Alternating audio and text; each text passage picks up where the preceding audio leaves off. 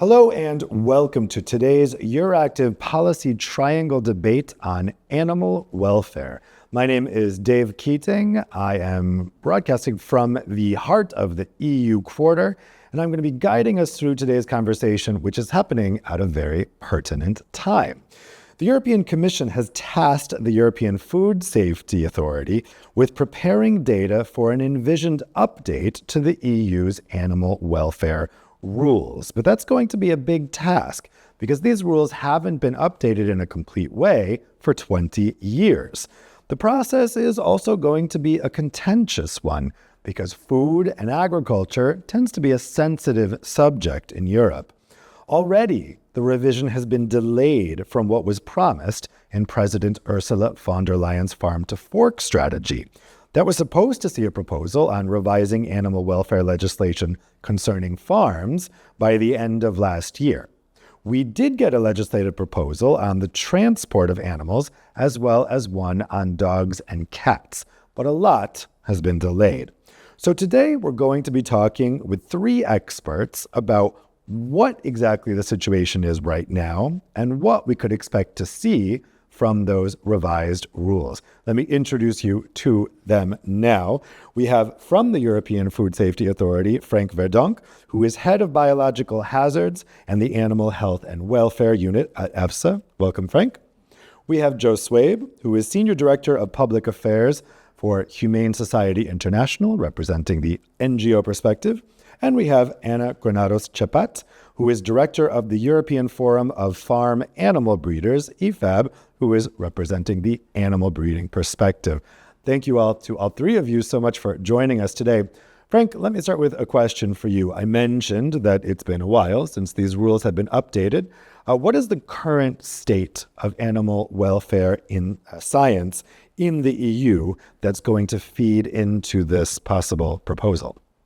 Yeah, when EFSA was tasked by the European Commission to assess the welfare of animals at the farms, we knew that we had to look into the assessment of different animal species. So the first thing that we had to do was set up a methodology that then we could apply into the different assessments. And the methodology exists of 4 different steps. What we first do is to identify the most relevant welfare consequences. And this is done based on the duration, the severity, and also the frequency of the occurrence of the welfare consequence. Then in the second step, we identify the hazard within the farming practice, within the poultry establishments that we use here across the European Union. As a third step, then we have to identify a measure that can be used to monitor the status of the animal and its welfare. And then as a last step, we come to recommendations on how we can prevent the hazard to occur or to mitigate also the consequences of the welfare consequence towards the welfare of the animals. So this is what we have done now already for several species, because EFSA has provided already scientific advice on the pigs, the dairy cattle and calves. Then we had also the laying hens and the broilers, and then the ducks, geese and quail. But let me also clarify the role of EFSA in this process, because we are providing scientific advice to the legislators. And we look just at the scientific evidence that is available. So we don't go into anything that is related to other aspects like the economics, the environment, or the sustainability. So really, it's an advice to the Commission, who will then craft the policy, taking all those other things into account. Exactly. Joe, you've been pushing for an update to these rules for a long time. Why do you think it's important that these rules be updated? It's incredibly important this finally happens, because the rules that we have relating to the welfare of animals kept for farming purposes are incredibly out of date. I would have to say that the rules that were adopted over 20 years ago, some of them we considered at that time to be inadequate to fully meet the behavioral needs, the welfare needs of animals kept for food production purposes. In the meantime, animal welfare science has developed even further, as confirmed that the conditions under which we are keeping many species of animals today does not adequately meet their welfare standards. And we really need to ensure that their basic, sometimes the most basic needs, we're talking about the behavioral needs, we're talking about the physiological needs, we're talking about their emotional needs, the psychological needs, that they are adequately met by the systems in which they're being kept. We have a responsibility as humans that are their caretakers to ensure that their welfare needs are properly met. Anna, what's the perspective of the animal breeding sector on the update of these animal welfare rules? Well, I fully agree with Joe and Frank on the science has evolved a lot, and probably there are part of the legislation that will need to be updated or be in accordance with science, but also practical practices in the field. The main point before any further development, and again, I'm not saying we don't need new legislation, is the correct enforcement of the legislation right now that the farmers have to follow, the breeders have to follow. And I don't see this, whatever is transport or other farming rules, this is not correctly enforced everywhere at the same level.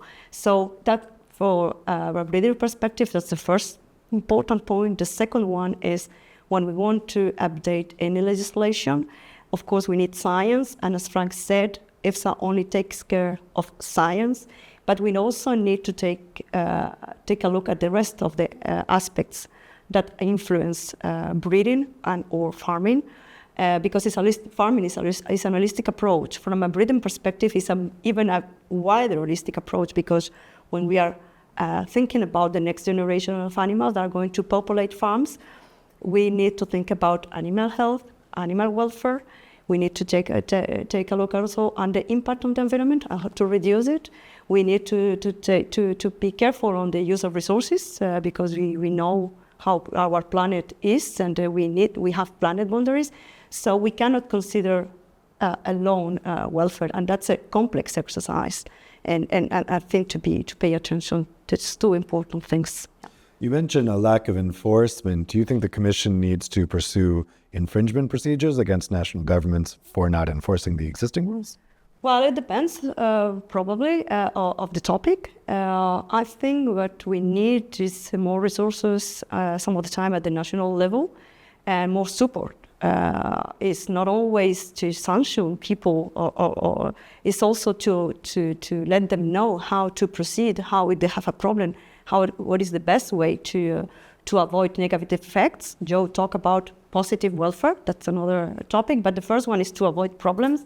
And farmers,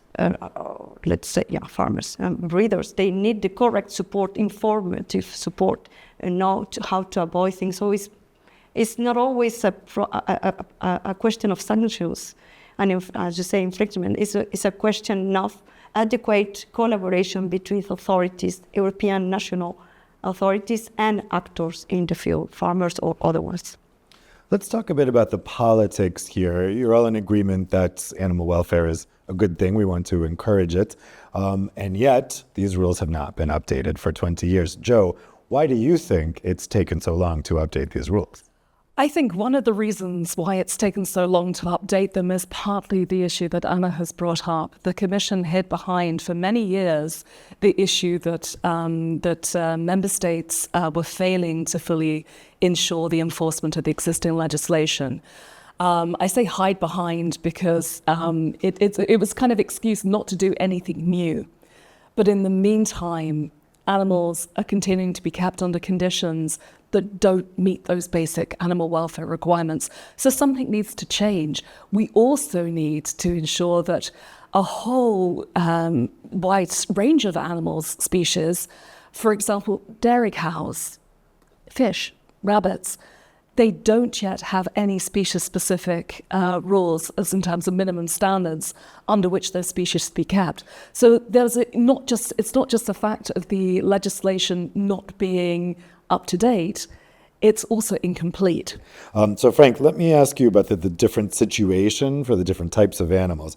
Laying hens and broilers for chickens, for instance, what's the current state of affairs with that, and how could that specifically be improved?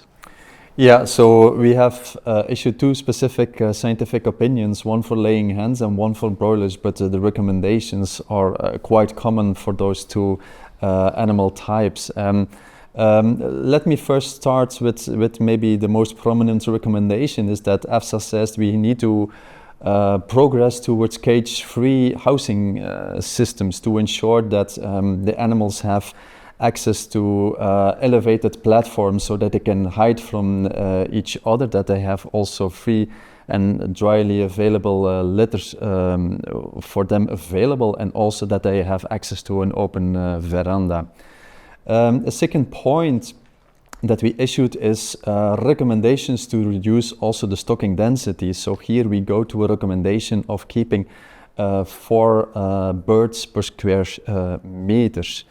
A third element is that we suggest to move from fast-growing breeds also to slower-growing breeds, because the slower-growing breeds they have better scores in terms of animal welfare. A fourth element is that we say to avoid any mutilations, like for instance the big trimming.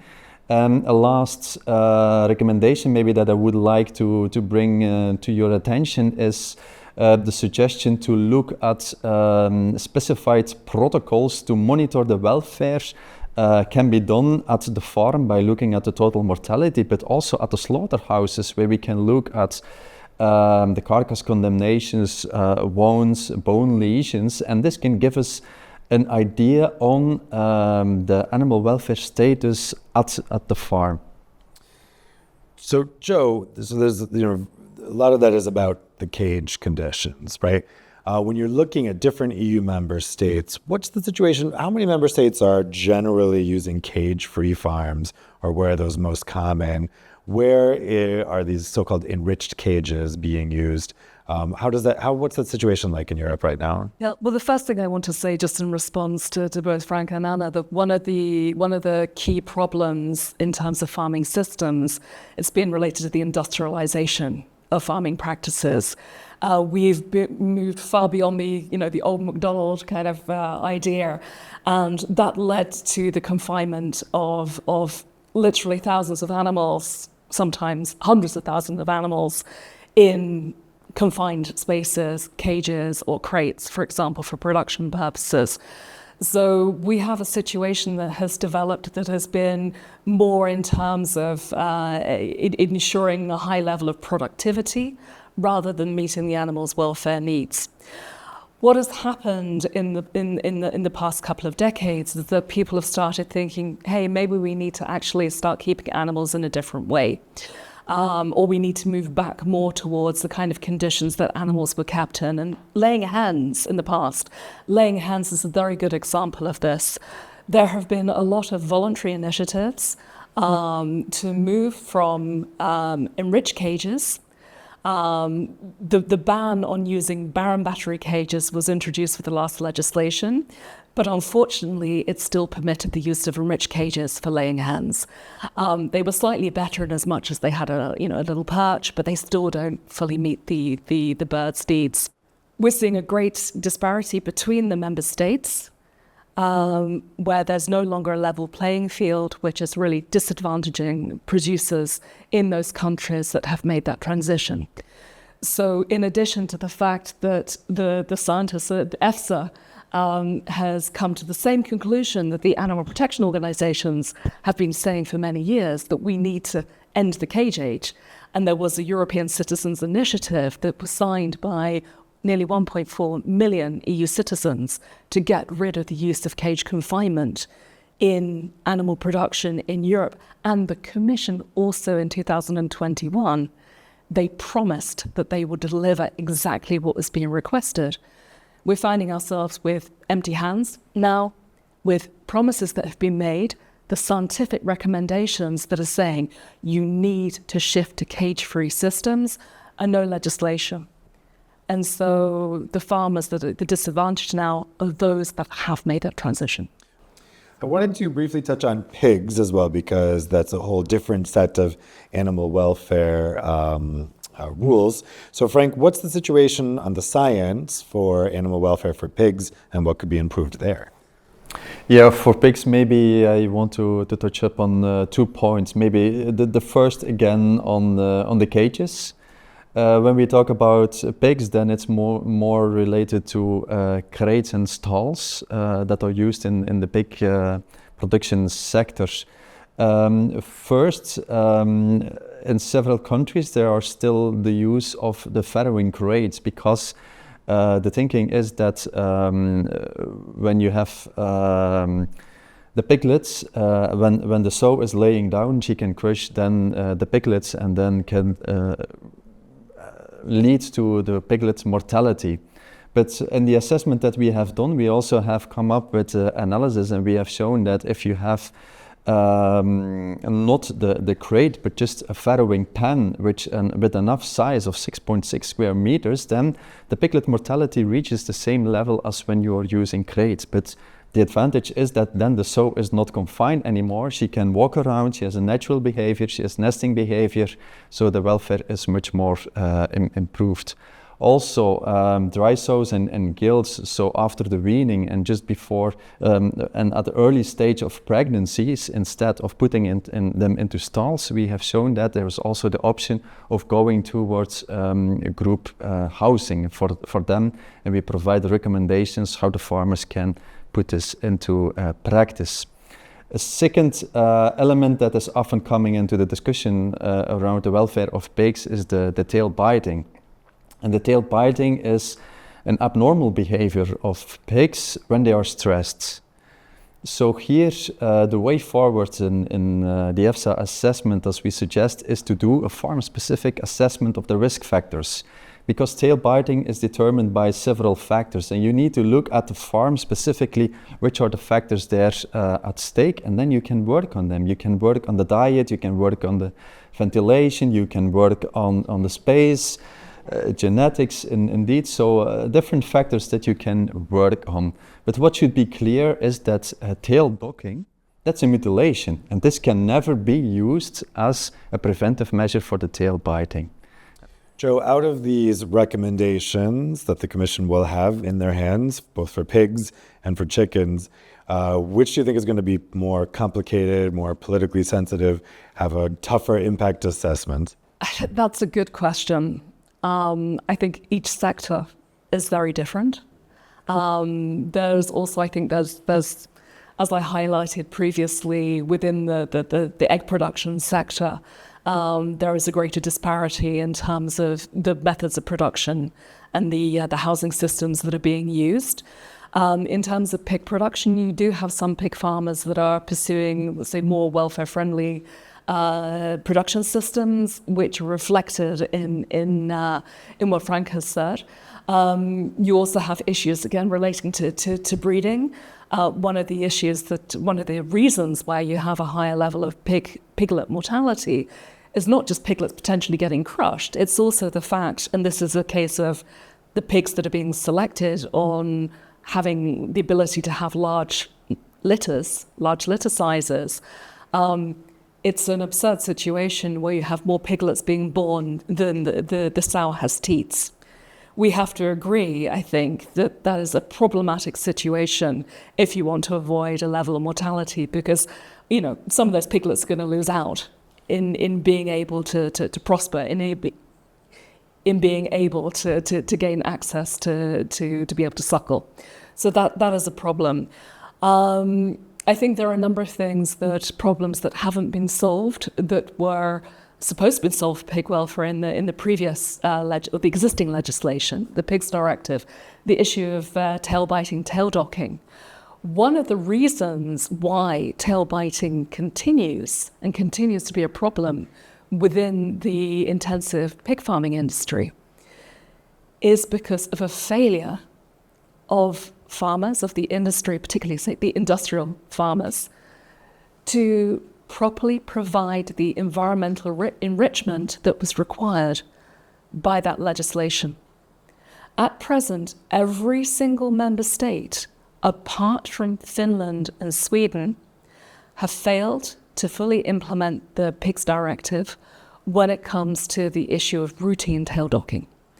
Tail docking is supposed to be something where all other measures have failed, to prevent tail biting, under the current legislation, that's the only moment when you're supposed to be, able to do it as a last resort. But at present, and the Commission has also done audits of member states, and it was between, well, let's say it was somewhere between 95 and 98% of commercial pig producers. This is a few years ago when they did their audits, were still routinely docking pigs' tails. Now, the problem here is that you're effectively, through surgical mutilation, you're adapting an animal to its environment to prevent a problem, rather than adapting the environment to the animal. And while it's not a cure-all, if you add something simple like providing them with straw that they can root around in, that is meeting a fundamental welfare need and actually helps to avoid boredom, as well as providing other toys for enrichment enrichment of their environment. So you can change the environment. Anna, you mentioned you could also change the genetics to address some of these issues? I have to disagree a bit. I mean, I don't disagree. I'm happy that you mentioned this litter size issue, because that's what I said before. That was the focus in the past. So the direction of travel of pig breeding genetics is to align and to put together of course, litter size, because that's the number of piglets is important for a farmer. But at the same time, we have made a lot of progress on including the survival of the piglets, the number of teats that are in accordance with the number of piglets, because this is something that exists in nature. I mean, this kind of sows exists. So, but again, with this knowledge and technology, we have been able to, I mean, not me, but breeders have been able to countercome these welfare problems. And the direction of travel of genetics is to put welfare, mortality decrease, survival at any moment, so at birth, but also after 5 days, at weaning. This is taken into account in breeding programs, and we can show progress. We can really show it. So this is breeding of the past, I would say, and I'm happy she mentioned, because it gives me the opportunity to explain it. And again, tail biting and tail docking are things that we can also work on from a genetics perspective, as many other things. So in the past, all the welfare aspects have been looking away, and I forgot the maternal abilities of the sow to feed their piglets, so also the quantity of the milk and so the mortality is really going down. Of course, management is part of the deal. So we have been focusing, the first part of animal welfare, of preserving animal welfare, is to improve animal health, is to avoid negative effects. But the third level, I would say, is to introduce positive behavior. And that's where genetics, or in this case, pig genetics, are working hard with video images that are capturing the behavior of piglets, of pigs, to capture the best in the population, to have a kind of group. They are social, and they are aiming. I mean, they are able to circulate and to live with other pigs. So this positive, these social aspects of a pig, of a group, can also be improved through genetics. It's not the only thing. We are just saying that it's part of the whole picture of improving animal farming, including welfare. Well, we're just about out of time, but before we go, I did want to ask about the timeline and your predictions about where we go from here. So, Frank, all of your advice is going to be into the commission, and then it's up to the commission, right? So I won't ask for your predictions, but Joe and Anna, so we've got the transport proposal out. We're waiting for the farming proposals. What's going to get adopted first? How speedily do you think these things can go through? And how much is unknown at this point, Joe? I think it's mainly unknown. We can say we can hope that the Commission will deliver something. I think whatever they may deliver will probably be a far more slimmed down version of what they had intended to deliver, what they promised in the Farm to Fork strategy. There's also the situation in terms of the Commission being taken to court by the initiators of the European Citizens Initiative for their failure to deliver on the pledges made in the context of that European Citizens Initiative. It's not just important for animal welfare, it's also important for participatory democracy as well, that you provide an instrument to citizens to make policy asks. You say you're going to meet those demands and then you do nothing. A lot of things are ultimately going to be contingent on what the next Commission does, what the priorities are of the next Commission, and what are the outcomes of, for example, the strategic dialogue on agriculture that's also in play right now, under which animal welfare is also apparently, because it's not a very transparent process, it's an issue that's apparently under discussion in that particular policy forum. So I can say I could be hopeful, but I have great fears that we are not in the near future going to see a radical overhaul of the animal protection legislation, which is why it's important with a new European Parliament that they continue to listen to their voters, to EU citizens, and to ask the European Commission to deliver those proposals. Anna, what are your predictions for the timeline? I don't have a clue. No, but I agree with Joe in many points. Is that we have on the table a transport proposal. It's a pity because it's not helping to improve welfare. It's adding a lot of burden, but it's not really looking at what we can do to improve the welfare of animals. But because again, the previous legislation is not fully enforced. And the way it should, and there are some requirements that are not really clear. So the way we apply them, can be different from one actor to another. But so everything goes slow in Europe. I mean, that's a good thing because we are taking decisions. No, I mean, what I mean is that we are taking decisions 27 countries all together. So it takes time. But I'm not so pessimistic. I think that we will deliver proper animal welfare legislation. And what I really hope is that this legislation will take into account what is already happening in the farming sector. And I agree with Frank because he said that the Commission has to make an impact assessment.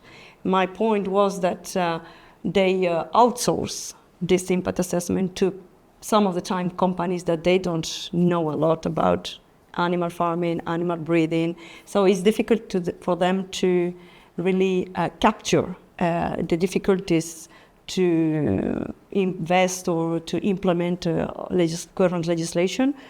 And that's a difficulty that we don't have with EFSA because you are an agency, European agency that have the means, could be better, better resources always, and you can do your job, could be improved. And by the way, they have improved the way of working on these scientific opinions because they are already working in new species.